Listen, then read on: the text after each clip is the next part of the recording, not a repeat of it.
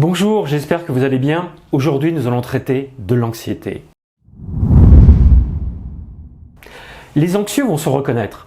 C'est un mal-être général, une peur diffuse que quelque chose va arriver. C'est pour ça que les anxieux n'arrivent jamais à être complètement décontractés. Ils ne peuvent pas avoir un bonheur à 100% dans l'instant présent puisqu'ils sont toujours sur le qui-vive, en hyper-vigilance. Et l'anxiété est bien évidemment une émotion négative qui va avoir tendance à consommer notre énergie. Beaucoup d'anxieux peuvent parfois être complètement épuisés. L'anxiété est une émotion et comme toutes les émotions, elle a des côtés positifs et des côtés un peu plus sombres. Une émotion en soi, c'est quelque chose de neutre. Là où l'émotion n'est plus neutre, c'est quand elle est systématique. Et le problème de l'anxiété, c'est qu'en soi, c'est peut-être une émotion qui peut nous être utile puisqu'elle nous prévient d'un danger. Elle nous dit qu'il y a quelque chose qui peut arriver et qui est négatif pour nous. Et donc par conséquent, on peut prendre des mesures qui sont des mesures d'anticipation de ce qui pourrait se passer de mal. Mais pour autant, ce qui est gênant, c'est que cette émotion s'installe durablement. C'est un état naturel qui fait que la personne va vivre en permanence dans l'anxiété. Ce qui est intéressant à comprendre, c'est que le cheminement est le suivant. D'abord, il y a une pensée, ensuite, il y a l'émotion d'anxiété, et après, il y a l'action que nous allons prendre. Alors, je vous propose une méthode en 4 étapes afin de pouvoir, on va dire, mettre votre anxiété à un niveau qui est un niveau acceptable ou raisonnable. Je ne vise pas comme objectif de supprimer l'anxiété, ça ne serait pas raisonnable. Assez souvent, les personnes qui vont regarder cette vidéo sont des personnes qui sont par définition anxieuses. Parfois même, c'est une nature qui les accompagne depuis des années. Donc vous ne passerez pas d'un état d'anxieux à pas anxieux du tout. Vous allez passer d'un état d'extrêmement ou d'excessivement anxieux à un état de raisonnablement anxieux, ce qui sera déjà un progrès dans votre qualité de vie qui ne sera pas négligeable. Première étape, prenez conscience parfois que vous êtes dans une émotion qui est une émotion d'anxiété. En intelligence émotionnelle, on a pour habitude de dire qu'il est extrêmement important de nommer ces émotions, de les comprendre, de les vivre, d'être attentif à elles-mêmes. Le simple fait de savoir que vous êtes sous l'emprise de l'anxiété, ça commence à faire tomber un petit peu son niveau d'intensité. La deuxième chose qui est importante, c'est accepter de vivre votre anxiété. Souvent, les personnes anxieuses vivent ça très mal, même si je reconnais que c'est une sensation qui est sûrement désagréable, mais les personnes anxieuses ont tendance à considérer que c'est vraiment une obsession chez elles. C'est-à-dire je suis anxieux, on n'arrête pas de le répéter, de s'enfermer dans des comportements d'anxiété et de mal vivre cette anxiété. Accepter cette anxiété. Cette émotion d'anxiété, ce sentiment d'anxiété, les sensations qui y sont attachées sont naturelles. L'anxiété n'a pas que des côtés négatifs. L'anxiété a aussi des côtés positifs. Ça permet d'être quelqu'un, on va dire, qui maîtrise les risques, qui les anticipe.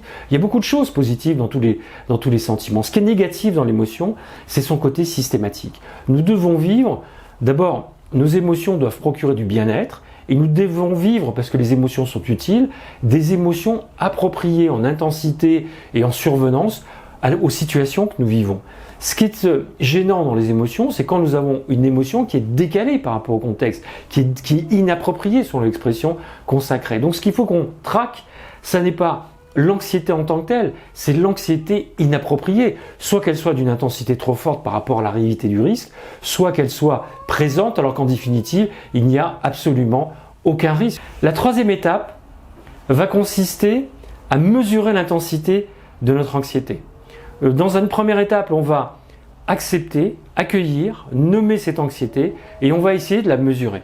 Vous savez qu'en matière d'anxiété, vous avez des anxiétés qui sont parfois d'un niveau de 0 à 5. Donc là, à 5, ça commence à devenir une anxiété de taille assez importante, assez moyenne. Mais dès que vous passez 5, vous dépassez 5, ça veut dire que c'est une anxiété qui est une anxiété extrêmement forte. Et là, il faut faire retomber la pression. Vous ne pouvez pas agir, vous ne pouvez pas, on va dire, prendre de bonnes décisions quand vous êtes dans une anxiété d'intensité assez forte. Et là, ce qu'il faut faire, c'est assez simple, c'est bloquer absolument tous les compteurs, prendre 1 minute ou 2 pour vous et faire 3 grandes inspirations et expirations. Et vous allez voir que cette simple respiration, cette simple utilisation assez simple d'une respiration très lente, hop, à l'inspiration et très lente à l'expiration, va faire retomber la pression et va vous permettre de prendre des décisions beaucoup plus sensées.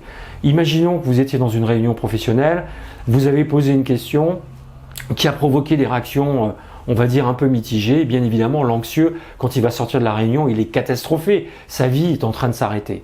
Et bien quand c'est comme ça, vous vous mettez dans un coin, vous pouvez être tranquille, vous respirez 3 fois et on va passer à cette fameuse 4e étape qui est une étape importante qui va être d'activer votre cerveau rationnel. Souvenez-vous ce que nous avons vu tout à l'heure.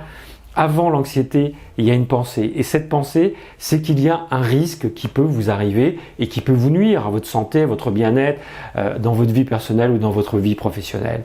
Et donc cette pensée, vous devez la mettre au tamis de votre cerveau rationnel. Souvenez-vous ce qu'on a dit dans la vidéo précédente, nous avons 3 cerveaux, reptilien, limbique, qui est le siège des émotions, et le cortex est le siège de la pensée, du rationnel, des mathématiques, de la logique. Eh bien, on va utiliser et on va activer volontairement ce cerveau rationnel. Et on va se poser un certain nombre de questions. Est-ce que cet événement, est-ce que l'anxiété que je ressens, est-ce qu'elle est appropriée? Est-ce qu'elle est d'intensité raisonnable par rapport à l'événement qui s'est passé? Quel est le risque maximum que je crains? Quel est le risque minimum? Le risque minimum, c'est qu'il ne se passe rien. Quel est le risque raisonnable? S'il y a un risque que j'ai évalué entre, on va dire, ces trois échelles, est-ce que ce risque, je peux le gérer? Quelles en seront les conséquences? Et à partir du moment où vous allez questionner les pensées qui précèdent l'anxiété, vous allez vous rendre compte que vous allez remettre votre anxiété au bon niveau. Et vous allez ensuite réduire la durée d'exposition de vous-même à cette anxiété. Puisque je vous le rappelle, l'anxiété n'est pas un sentiment agréable, c'est une émotion négative et comme toutes les émotions négatives, elle consomme de l'énergie, psychique et de l'énergie nerveuse. Et donc, vous allez par cette méthode en 4 étapes réduire 2 choses. D'abord, l'intensité de votre émotion, de votre anxiété. Vous allez ensuite en réduire la durée, l'exposition à la durée. Plus le temps d'anxiété diminue dans votre vie, plus votre qualité de vie va s'améliorer. Et puis ensuite, d'autre part, vous allez remettre cette anxiété à son niveau approprié. Peut-être que c'est justifié que vous soyez anxieux parce qu'il y a un risque potentiel que vous allez gérer. Mais ça n'est pas normal d'être en permanence tout le temps anxieux. Voilà la solution en 4 étapes que je vous propose dans cette vidéo afin de mieux gérer cette anxiété.